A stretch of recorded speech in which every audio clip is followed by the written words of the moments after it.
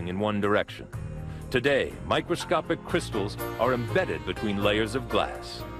The alignment of crystals are in one direction that blocks polarized light. And when you have reflected light, it's strongly polarized, meaning it's traveling in a single plane. And when you have a single plane of light reach the polarized lens, which has the crystals lined up in a way to block that plane of light, that plane doesn't go through the lens. Sunglasses let you stay in the sun a little longer. But if you want to stay in the water longer, you'd better have a wetsuit.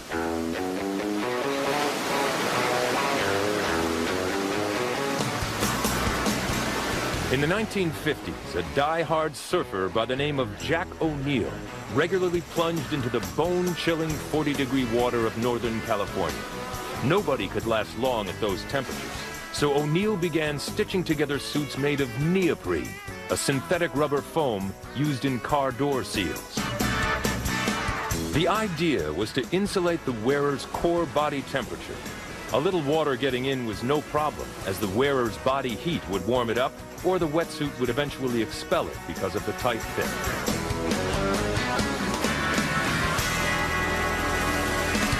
Along the way, O'Neill also invented the comical-looking dry suit called the supersuit. Originally designed for at-sea rescues during hot air ballooning emergencies, the suit inflates with insulating air and becomes an instant life preserver. But it was the neoprene wetsuit that made it truly an endless summer. Now, people could withstand temperatures as low as 40 degrees for up to 8 hours. When you're a kid, you can stay in the water a long time, and so the wetsuits definitely help stay out there as long as you could, until your mom yelled at you to come in. If wetsuits have the ability to keep the cold from the warm, then coolers do just the opposite. The key, as in wetsuits, is insulation.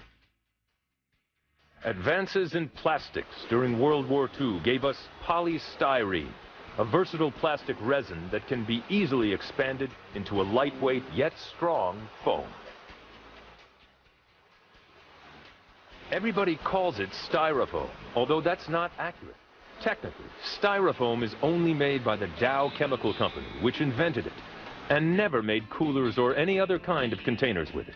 Anyway, expanded polystyrene foam is a closed-cell foam, meaning that it's made up of many little beads with trapped air inside.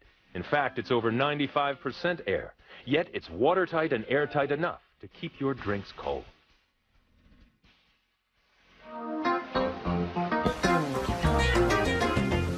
And the next step in cooler technology? How about the can that cools itself? This is the Instant Cool Can, capable of lowering the temperature of a beverage 30 degrees in just 3 minutes. Simply twist the bottom to activate the cooling process.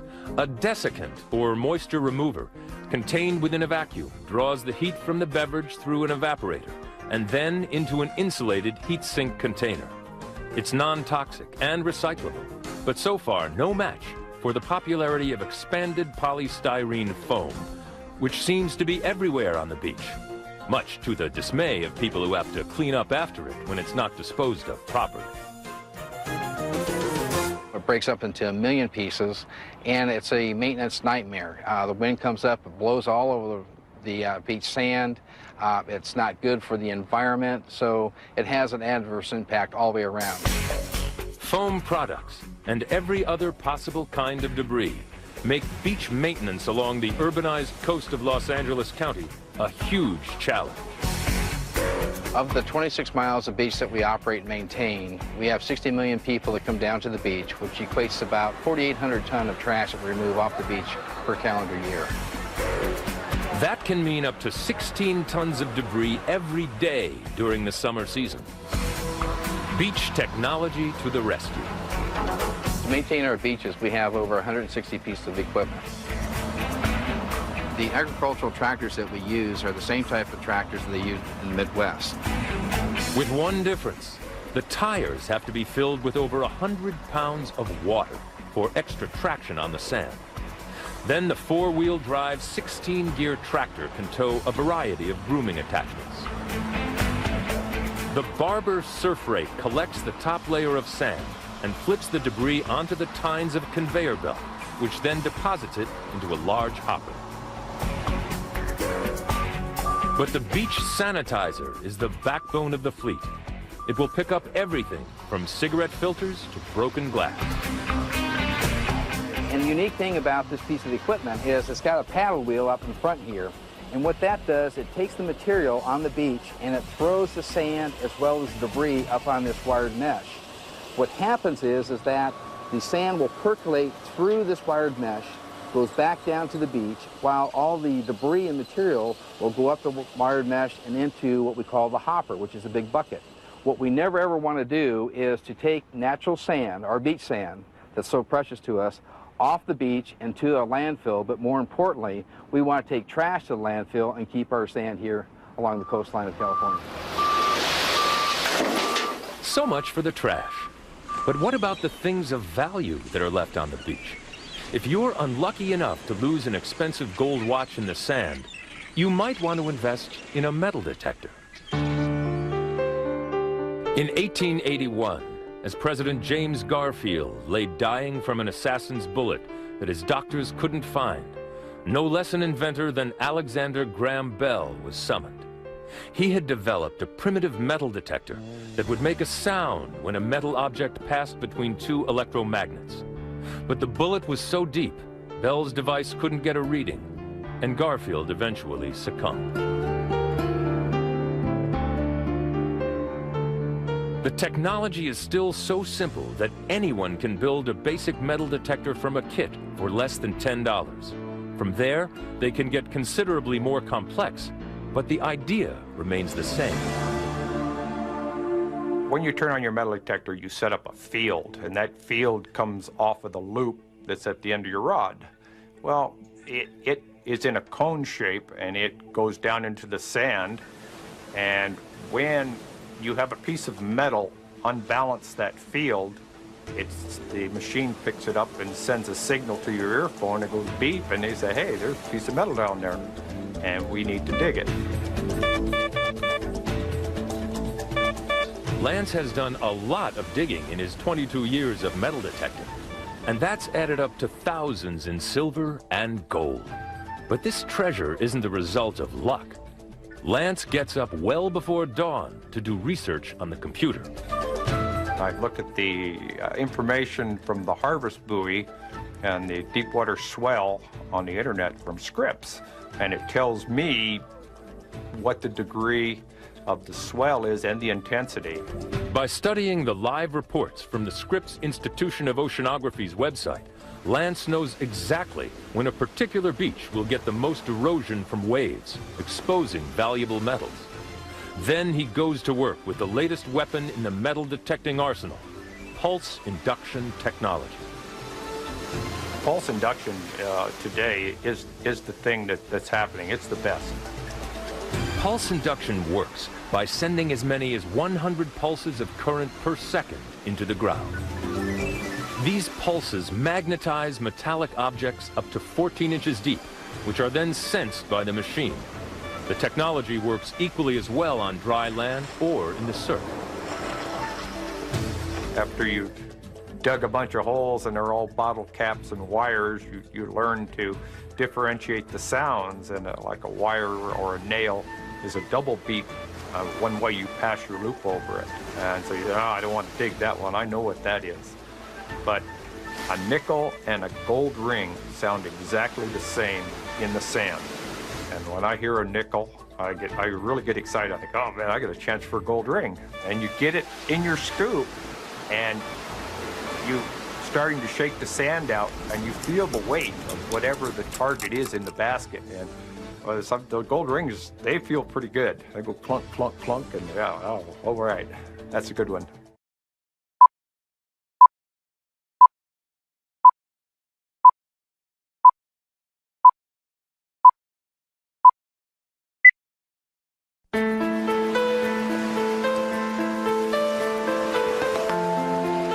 Even though they're mostly made of rock, beaches are fluid things, subject to the same waxing and waning as the tides that nourish them. On most beaches, the large waves of winter will scour a beach, and most beaches during the calmer summer months, the sand builds back up. That's a natural cycle. But sometimes the sea subtracts from beaches more than it adds. It's called beach erosion. And when it threatens our shorelines, agencies like the U.S. Army Corps of Engineers go to work. They've been at the forefront of beach technology since their establishment as a permanent agency in 1802. One of their modern missions is beach replenishment, which can turn a narrow strip of beach into one that looks like this. The beach replenishment jobs and the maintenance dredging jobs we do places large quantities of sand on the beach. And without that sand, a lot of the beaches that we take for granted or that are there that people recreate on would just not be there. In 2001, in Redondo Beach, California, the Army Corps of Engineers, with the help of local government, renourished a badly eroded stretch of beach. Manson Construction supplied the 230-ton capacity derrick with a clamshell crane. And for 5 months, sand was scooped up from the bottom of the ocean and loaded onto barges. From there, the barges were tugged into position and unloaded into 40 feet of water offshore. Next, a 220-foot hydraulic dredge piped the sand onto the beach at a rate of 25,000 cubic yards a day. 80% water and 20% sand, the slurry was then moved with bulldozers, which helped push the water out and shape the final beach. When it was finished, more than 420,000 tons of clean sand had been restored to the beach.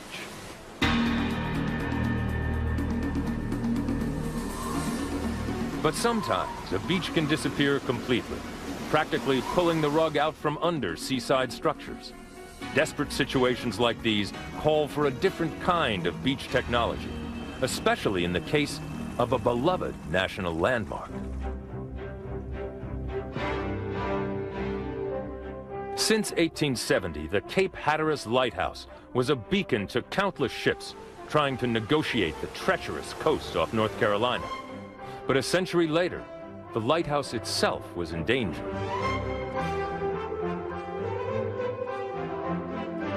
They knew they were in trouble in about 1920. Of the original 1,600 feet to the ocean, there only remained about 300 feet to the shore in 1920. 60 years later, the shore was down to 160 feet. So International Chimney Company was brought in to pick up the 4,800-ton lighthouse and move it to a location half a mile inland.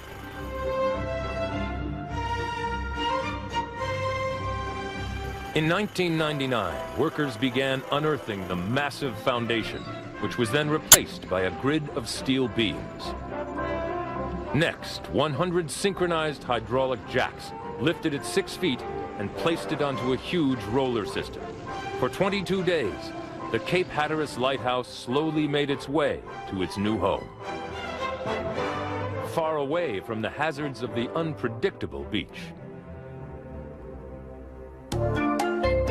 Sometimes the landmark gets moved, and sometimes the beach does.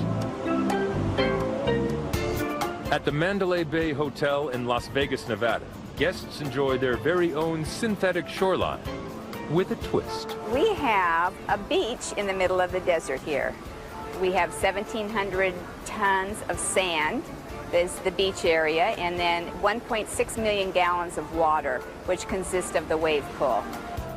Designed and built by Murphy's Waves of Scotland, this landlocked sea produces one breaker every 108 seconds. The system is capable of creating waves as high as 13 feet in a variety of configurations, but for safety reasons, they make them parallel to the shore and rarely over 3.5 feet tall. There's 10 holding chambers that hold about 54,000 gallons of water. The water goes into the chambers and then it pushes out through the gravity, and that's what makes the wave.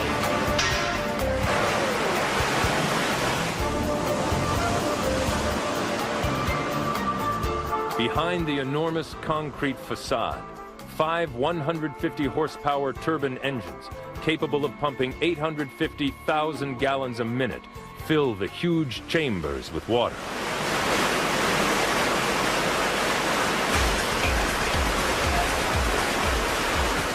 But lifting the massive 3-ton gates that will unleash the wave is not easy. With about 70 tons of water pressure pushing against each gate, the hardest working part of this wave machine is the lifting system. Each unit must first build up enough pressure before it has the power to go into action.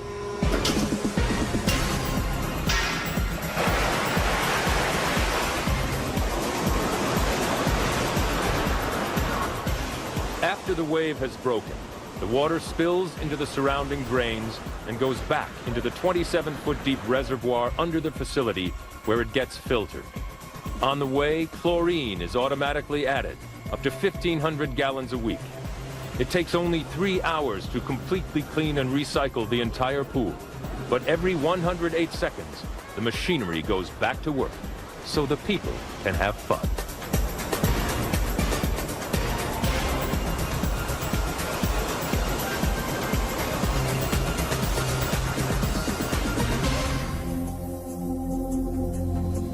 Meanwhile, the ancient and natural machinery of sand and surf continues to chug along, as it has since our planet was young.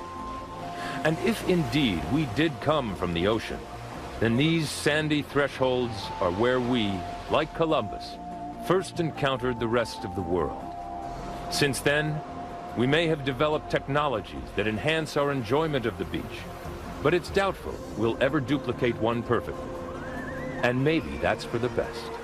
I prefer the living beach because I want my sandcastles to be built out of real sand. Technology can build a better beach if technology sets its mind to protecting, restoring, reviving those elements that have nourished our bodies and our souls and our spirits. If the past is any indication, technology will continue to make beaches safer, cleaner, and more hospitable to the people who leave their footprints on them.